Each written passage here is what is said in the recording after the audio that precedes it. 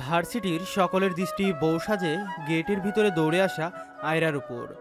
আয়রা সবাইকে নিজের দিকে এভাবে তাকিয়ে থাকতে দেখে কিছুটা ঘাবড়ে গেল। একে তো ঢাকার ভার্সিটি, তার উপর একা, ভয়ে বুকে জোরে ধকধক করছে।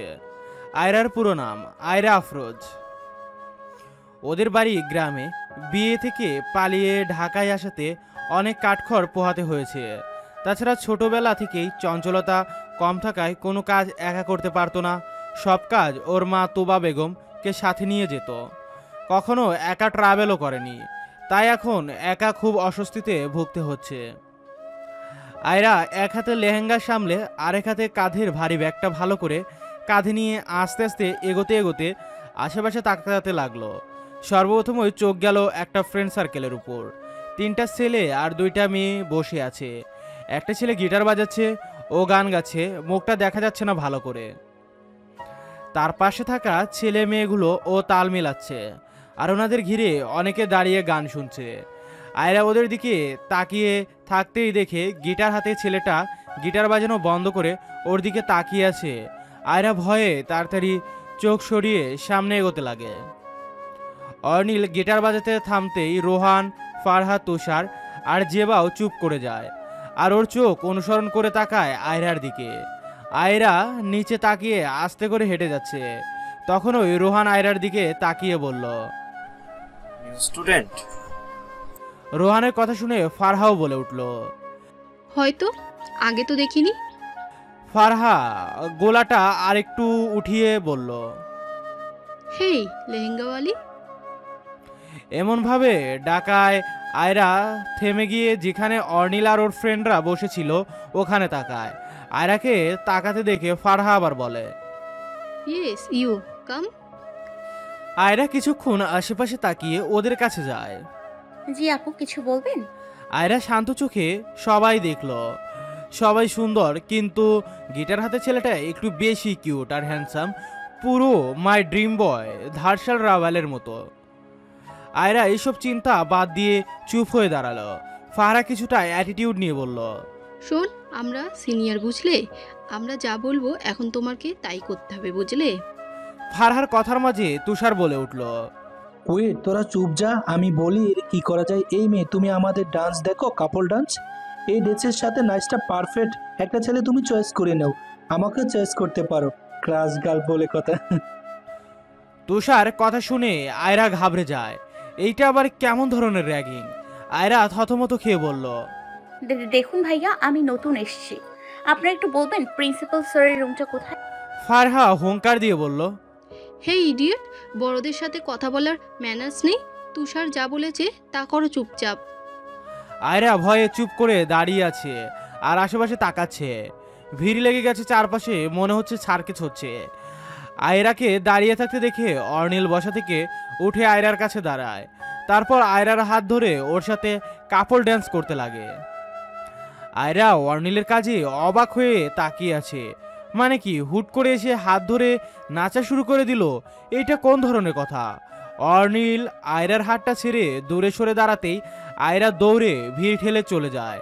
মাঠ পেরিয়ে বিল্ডিংয়ে গিয়ে বুকে হাত দিয়ে শ্বাস নেয় আর বলতে লাগে, আল্লাহ, কি মারাত্মক ব্যাপার! আমাকে বলে ম্যানার্স নেই। হ্যাঁ, উফ, এখানে এসে তো পড়লাম, কিন্তু সেই ভয়ানক মানুষজন কিভাবে কি করব। আয়রা নিজ মনে কথা বলে প্রিন্সিপালের রুম খুঁজতে লাগে। অর্নিল যেখানে বসেছিল সেখানে থেকে গিটার নিয়ে যেতে নেয়।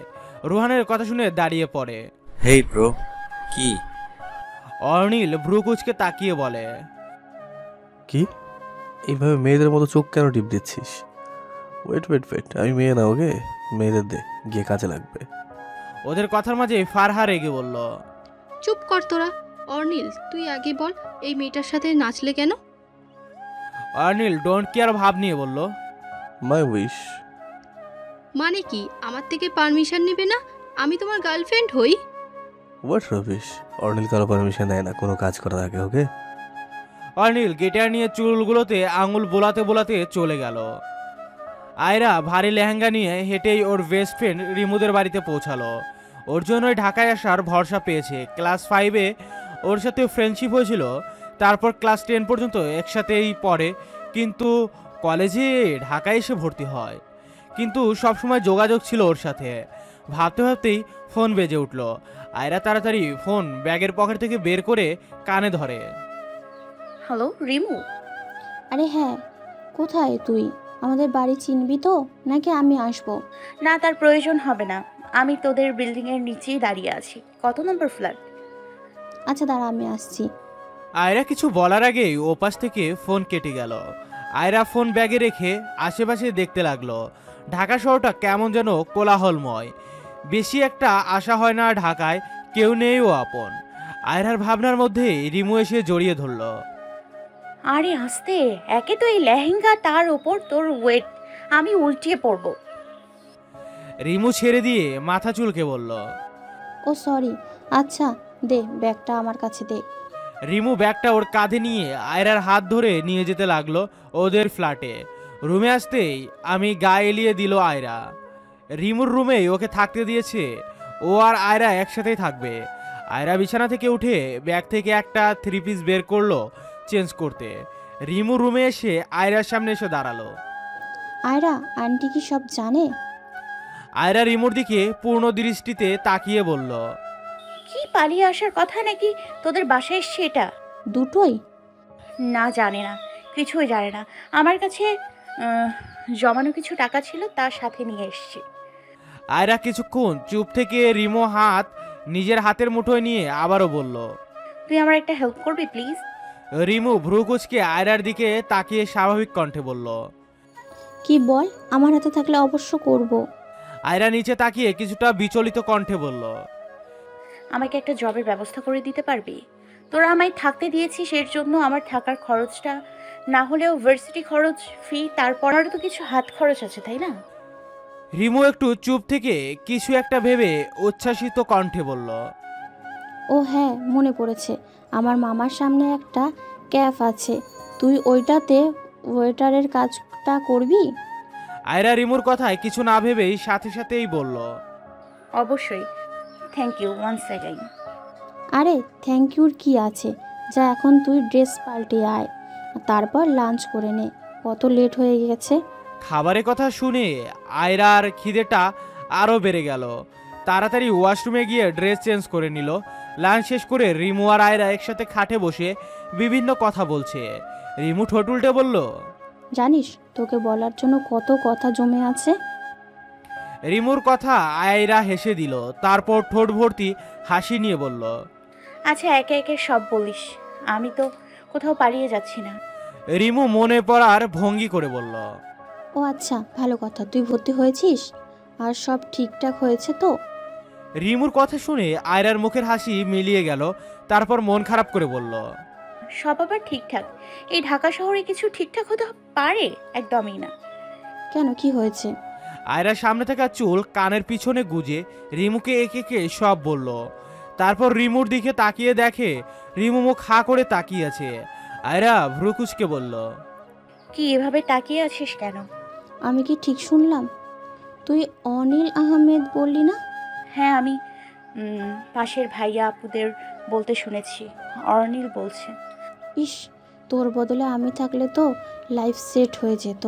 জানিস তুই, অনিল আহমেদ সিনিয়র ভাইয়া আর ফেমাস বয় মাস্টার্স করছে, আর কিউট হ্যান্ডসাম হওয়ায় ছোট থেকে বড় সকলেই ক্রাশ বয়, আর টিচারও ফেভারিট স্টুডেন্ট। তাছাড়া আরও অনেক ট্যালেন্ট আছে।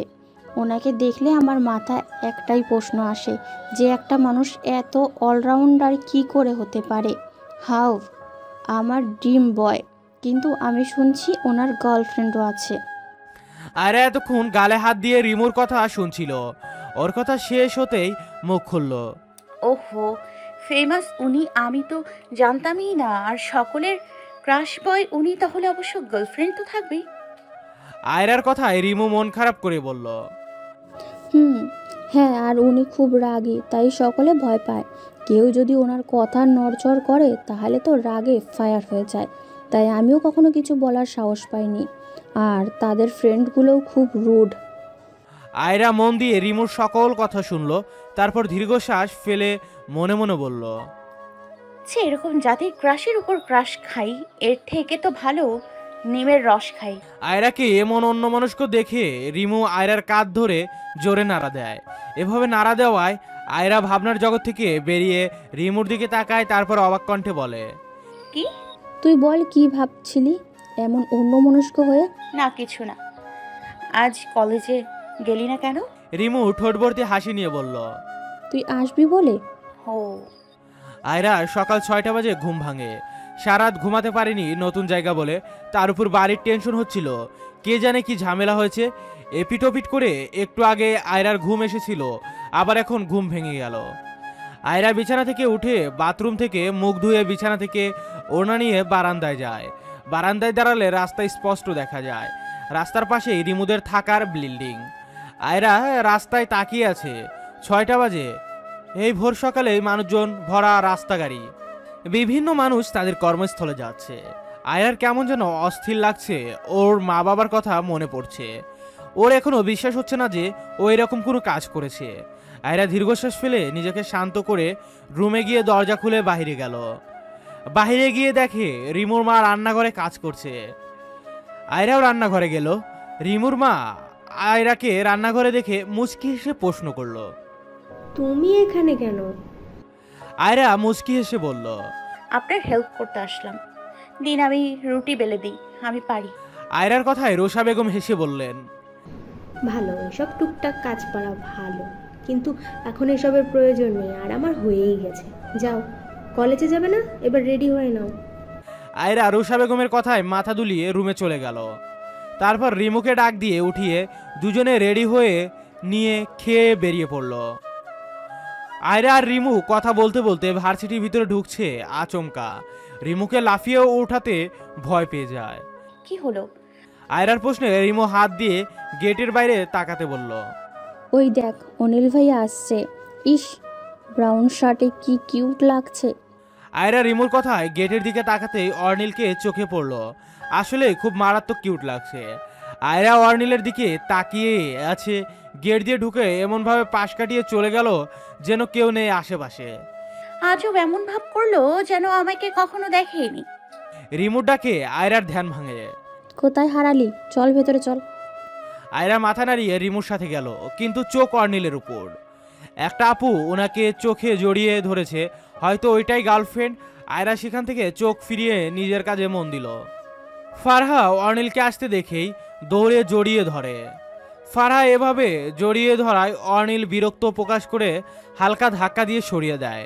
তারপর ভ্রু কুচকে বলতে লাগে, এভাবে চিপকাচ্ছিস কেন? দূরে থাক। অর্নিল ফারহা থেকে দূরে গিয়ে জেবা আর রোহানের মাঝে বসে। অর্নিলকে মাঝে বসতে থেকে রোহান বিরক্ত হয়ে বলে ওঠে। রোহানের কথাকে পাত্তা না দিয়ে জেবা আবার বলতে লাগে, কি রে অনিল, আজ তোর গিটার আনিসনি? না, আজ গাড়িতে আসিনি, বাইকে এসেছি। আর বাইকে নিতে সমস্যা ছিল আমার। রফিককে নিয়ে আসতে বলেছে, ও দিয়ে যাবে। ও আয়রা আর রিমু ক্লাসে বসে আছে। রিমু অর্নিলকে দেখার পর থেকে আয়রা কানের সামনে ওর কথাই বলে যাচ্ছে, আর আয়রা অন্যমনস্ক হয়ে কিছু ভাবছে। দেখায় না, অনিল ভাইয়া ওই গাছের নিচে বড় বেঞ্চটাতে বসে আছে। ওনারা সবসময় ওখানেই বসে। আর ফারহা আপু তো ওনাকে দেখলেই টিকটিকির মতো চিপকিয়ে থাকে। আর আমি তো তোর কথা শুনে ভেবেছিলাম অনিল ভাইয়া মনে হয় তোকে দেখে লাভ এট ফার্স্ট সাইট হয়ে গিয়েছে, কিন্তু আজকে দেখে মনে হলো অনিল ভাইয়া তোকে চিনেই না। আমার ভাবনা একদম ভুল হলো। আর ফারহা আপু হয়তো অনিল ভাইয়ার গার্লফ্রেন্ড হবে। তাই তো ফারহা আপুকে আমি একদম পছন্দ করি না, আর টিকটিকি আমি একদম পছন্দ করি না, তাই ওনার নাম টিকটিকি দিয়েছি। রিমু, তুই দয়া করে ওনাদের কথা বন্ধ করবি? ওনাদের কথা বলার মতো অনেক মানুষ আছে এই ভার্সিটিতে, তাই বলছি তুইও ওই অর্নিল ভাইয়ার কথা বলে ঘ্যান ঘ্যান করিস না। বলতে হলে এই ভার্সিটির ব্যাপারে কিছু তথ্য দে, আর এতদিনের ক্লাসে নোটগুলোও দিতে পারিস। ও হ্যাঁ, তোকে তো নোটগুলো দিতে হবে। আর শোন, তোর মামার সাথে কথা বলেছিলি আমি যে ক্যাফেতে কাজ করতে চাই, আর কলেজে আসার টাইমে যে একটা ক্যাফ দেখলাম, ওইটাই তোর মামার ক্যাফ? হ্যাঁ ওইটাই, আমি আম্মুকে দিয়ে কথা বলতে বলেছিলাম। আজকে গিয়ে আম্মুকে জিজ্ঞাসা করব। আচ্ছা আচ্ছা, এখন ক্লাস করাবে না? না, ক্লাস ভালো করে হয় না। চল আমরা বাইরে যাই। না, তুই তোর নোটগুলো আমাকে দে, আমি লাইব্রেরিতে গিয়ে তুলে নিই। আচ্ছা চল, তোকে আগে পুরো কলেজ ঘুরে দেখাই, তারপর লাইব্রেরিতে গিয়ে তুলে নিস। আচ্ছা চল। রিমু একে পুরো কলেজে দেখিয়ে লাস্ট বিল্ডিংয়ের 2 তলায় ওঠে। রিমুর ফোন আসাতে ও আস্তে আস্তে হাঁটতে লাগে, আর আয়রা একে একে রুমগুলো ঘুরে ঘুরে দেখে লাগে। লাস্ট রুমে যেতে অর্নিল আর ওর ফ্রেন্ডদের দেখতে পায়। আয়রাকে দেখে ফারহা তো রেগে আগুন, আর অর্নিল আয়রার দিকে তাকিয়ে আছে, মুখের রিয়াকশন বোঝা যাচ্ছে না। ফারহা রেগে কিছু বলবে তার আগেই তুষার বলে ওঠে, হে রেহেঙ্গা অলি, তুমি এখানে কি করছো? সবাইকে নিজের দিকে এভাবে ভূতের মতো তাকিয়ে থাকতে দেখে আর তুষার প্রশ্নে আয়রা থতমতো খেয়ে যায়। না আসলে কিছু না, ভুলে এসে পড়েছি, সরি। বলে আয়রা তাড়াহুড়ো করে রিমুর হাত ধরে দৌড়ে 3 তলায় গিয়ে সোজা লাইব্রেরিতে গিয়ে লাস্ট বেঞ্চে বসে। আয়রা রিমুর হাত ছেড়ে দিয়ে জোরে জোরে শ্বাস নেয়। রিমু অবাক চোখে আয়রার দিকে তাকিয়ে বলে, এভাবে হাত টেনে নিয়ে আসলি কেন? কিছু না, তুই তাড়াতাড়ি নোটগুলো বের কর, লেট হয়ে যাচ্ছে, বাসায় যাবি না আবার? রিমু ব্যাগ থেকে নোটগুলো বের করে আয়রাকে দিয়ে ও উঠে লাইব্রেরিতে বই দেখতে লাগলো। অর্নিল গিটার নিয়ে রুম থেকে বের হতে হতে বলল, আচ্ছা আমি চললাম, কিছু কাজ আছে। অর্নিলকে চলে যেতে দেখে ফারহা তাড়াতাড়ি বেঞ্চ থেকে উঠে অর্নিলের সামনে গিয়ে দাঁড়ালো। ফারহাকে এভাবে সামনে এসে দাঁড়াতে দেখে অর্নিল ফারহার দিকে তাকিয়ে বলে, হোয়াট, রাস্তা আটকালি কেন? অনিল, তুমি আমায় তুই করে বলবে না, ওকে? আমি তোমার গার্লফ্রেন্ড হই, তুমি বলবে। তা যাই হোক, চলো আমরা লাইব্রেরিতে যাই। ফারহার কথা শুনে রোহান অর্নিলের পাশে দাঁড়িয়ে বলল, লাইব্রেরি তোদের রোম্যান্স করার জায়গা না। আজব রোম্যান্স করবো কেন? আমরা সবাই যাব, যে বা বল না ওদের। আচ্ছা চল যাই। অর্নিল বিরক্ত হওয়া সত্ত্বেও কিছু বলল না, সবার সাথে লাইব্রেরিতে গেল। লাইব্রেরিতে গিয়ে মাঝের একটা বেঞ্চেতে বসলো 5 জন। ফারহা লাইব্রেরি দেখতে বলল, ওয়াও, লাইব্রেরিটা কত সুন্দর লাগছে। ওর কথায় তুষার মুখ বাঁকিয়ে বলে উঠল, মূর্খ, জীবনে তো লাইব্রেরিতে না আসলে তো হঠাৎ সুন্দর লাগবেই। তুষারের কথায় সবাই হাসতে লাগলো। ফারহা রেগে গিয়ে বলল, তুষার, তুই যদি আমাকে আরেকদিন ইনসাল্ট করিস না, দেখিস মেরে তক্তা বানিয়ে দেবো, বেয়াদ্দপ। তুষার আর ফারহার মধ্যে কথা কাটাকাটি লেগে যায়। অর্নিল গিটারটা হাতে নিয়ে দাঁড়িয়ে পড়লো, তারপর যেতে নিবে তখন চোখ পড়লো পিছে থাকা আয়রার উপর। আয়রাকে দেখে ঠোঁট কামড়ে সেদিকে যেতে লাগলো। ফারহা অর্নিলকে পিছের দিকে যেতে দেখে ও পিছে পিছে যায়। অর্নিল আয়রার সামনে দাঁড়িয়ে টেবিলে জোরে হাত দিয়ে বাড়ি মারে। আয়রা হঠাৎ এত জোরে যে আওয়াজে ভয় পেয়ে চমকে সামনে তাকায়। অর্নিলকে দেখে অবাক হয়। অর্নিল আয়রাকে ওর দিকে তাকাতে দেখে বলতে লাগে, তুমি আমায় ফলো করছো? অর্নিলের কথায় আয়রা বকা বনে যায়। আমি আপনাকে ফলো করব কেন? আমি তো জানিও না আপনি এখানে কখন এলেন। Stop your nonsense. আমি সকাল আসার সময় দেখলাম তুমি সামনে দাঁড়িয়েছিলে, তারপর ক্লাসরুমেও, এখন আবার লাইব্রেরিতেও। আয়রা কিছু বলতে নিবে তার আগে ওই ফারহা আয়রার কাছে এসে হাতে থাকা কাপ নুডলস আয়রার নোটগুলোতে ঢেলে দেয়। অর্নিল ফারহাকে এমন কাণ্ড করতে দেখে রেগে গিয়ে বলে, ফারহা তুই এখানে কেন এসেছিস? আর এটা কি করলি? আমি কথা বলছিলাম না? আয়রার নোট লেখা এখনো শেষ হয়নি, আরও 1 পৃষ্ঠা লেখা বাকি ছিল, আর ফারহাও সব কষ্টে নুডলস ঢেলে দিল। আয়রার রাগে কান্না পেয়ে যাচ্ছে। আয়রা টেবিলে পানি ভর্তি বোতল দেখে নিয়ে ফারহার উপর পানি ঢালতে নেয়। ফারহা সরে যাওয়াতে সব পানি অর্নিল আর ওর গিটারে পড়ে দিয়ে পড়ে। এমনটা হবে আয়রা একটু ভাবতে পারেনি। অর্নিল জিন্স থেকে রুমাল বের করে শার্ট মুছতে লাগলো। অর্নিলকে কিছু বলতে না দেখে ফারহা আয়রার হাত টেনে ধরে বলতে লাগলো, এই মেয়ে, কি করলে এইটা? ফারহাকে এভাবে চিৎকার করতে দেখে অর্নিল ফারহার হাত টেনে দূরে দাঁড় করায়। আমার শার্টে পানি পড়েছে, আমি দেখে নেব, ওকে? তারপর আয়রার দিকে তাকিয়ে ধমকে বলে উঠল, তুমি এখানে দাঁড়িয়ে আছো কেন? যাও এখান থেকে। অর্নিলের ধমকে আয়রা ভয় পেয়ে টেবিল থেকে রিমোট নোটগুলো আর ব্যাগ নিয়ে এক দৌড়ে লাইব্রেরি থেকে বেরিয়ে যায়। আয়রা এক দৌড়ে গেটের বাইরে এসে পড়েছে। তারপর রিকশায় উঠতে নিবে তখন রিমুর কথা মনে পড়ে। ওহ নো, আমি তো ভয়ের চোটে রিমুর কথাই ভুলে গেছি। উফ, কি ভয়ানক! ওই আপুটা দেখলেই ভয় লাগে। রিমুকে ফোন দিয়ে আসতে বলি। আয়রা ব্যাগ থেকে মোবাইল বের করে রিমুকে ফোন দেয়। রিমু ফোন ধরেই প্রশ্ন করতে লাগে, আয়রা তুই কোথায়? আমি পুরো লাইব্রেরি খুঁজে আরও কয় জায়গায় খুঁজলাম তোকে, কোথায় তুই? আরে আমি কলেজের বাইরে দাঁড়িয়ে আছি, তাড়াতাড়ি আয়। আর কোনো প্রশ্ন করিস না এখন, প্লিজ তাড়াতাড়ি আয়। আয়রা ফোন কেটে রিমুর অপেক্ষা করতে লাগে। রিমু আসতে বাসায় চলে যায়। ফারাহ মোবাইলে সেলফি তুলতে তুলতে হারছে। আচমকা অর্নিল ফারাহ হাত টেনে ধরাতে ফারাহ ভয় পেয়ে যায়। অর্নিল ফারাহকে একটা খালি ক্লাসরুমে নিয়ে গিয়ে ছেড়ে দেয়। অর্নিল, তুমি আমায় এখানে কেন নিয়ে আসলে? আর ভালো করে বললে আমি নিজেই আসতাম, এভাবে টেনে। ফারাহকে পুরো কথা বলতে না দিয়েই অর্নিল আঙুল তুলে বলতে লাগলো। লিসন, আমি তোকে কিছু বিষয় ক্লিয়ার করে বলে দিচ্ছি। আয়রার থেকে দূরে থাকবি, বুঝলি? আর আমার পার্সোনাল বিষয় একদম বা হাত ঢুকাবি না, মনে থাকে যেন, না হলে আমাকে তুই চিনিসই। অর্নিল, তুমি ওই লো ক্লাস মেয়েটার জন্য আমার সাথে এমন করছো? Like seriously? আমি কার জন্য কি করছি তোকে বলার প্রয়োজন নেই, কিন্তু তোর যেন আমার বলা কথাগুলো মনে থাকে। অর্নিল ফারাহকে রেখে ক্লাসরুম থেকে বেরিয়ে যায়। আয়রা গোসল করে বেরিয়ে হতেই রিমু হাত টেনে খাটে বসায়। আসার পর থেকেই পাগল করে ফেলেছে কি হয়েছে বলে। রিমু নিজেও খাটে বসে বলতে লাগে। এখন তো বল কি হয়েছে। আয়রা রিমুকে একে একে সব বলল। রিমু শুনে রেগে বলল, আজব, পাগল নাকি? আর ওই ফারহা মেয়েটাও আস্ত পাগল। ওনার মাঝে কথা বলার প্রয়োজন কি ছিল? ওনার জন্য অনিল ভাইয়ার গিটারের পানি পড়েছে। তুই জানোস গিটার অনিল ভাইয়ার জন্য খুব ইম্পর্টেন্ট, সব সময় থাকে সাথে। আমার সরি বলা উচিত। কাল সরি বলে দিব, তারপর আর তোদের আশেপাশেও যাব না। আমার নোটগুলোর জন্য কষ্ট লাগছে, খুব কষ্ট করে লিখেছিলাম। আর তুই বললি কাল থেকে তো ক্যাফেতে যেতে হবে, সময় পাবো কোথায়? আজ রাতেই লিখতে হবে। রিমু আয়রার কথা শুনে বলল, এখন তো কোনো কাজ নেই, এখনও লিখে ফেলতে পারোস, আর আমি তোকে টুকটাক হেল্প করব। রিমুর কথায় আয়রা মুখ বাঁকিয়ে বলল, তোর টুকটাক হেল্প তোর কাছেই রাখ, জানি কি হেল্প করবি। হেল্পের নাম শুধু কানের সামনে ঘ্যান ঘ্যান করবি। এইভাবে কেন বলছিস? আচ্ছা চল এখন খেয়ে আসি, তারপর তুই নোট লেখা শুরু করে দিস। সন্ধ্যা পর্যন্ত তো শেষ হয়ে যাবে আশা করি। অর্নিল ওর রুম থেকে বসে মোবাইলে কিছু খুব মনোযোগ দিয়ে দেখছে। মাঝে মধ্যে ভ্রু কুচকে ফেলছে, আবার বিড়বিড়ও করছে।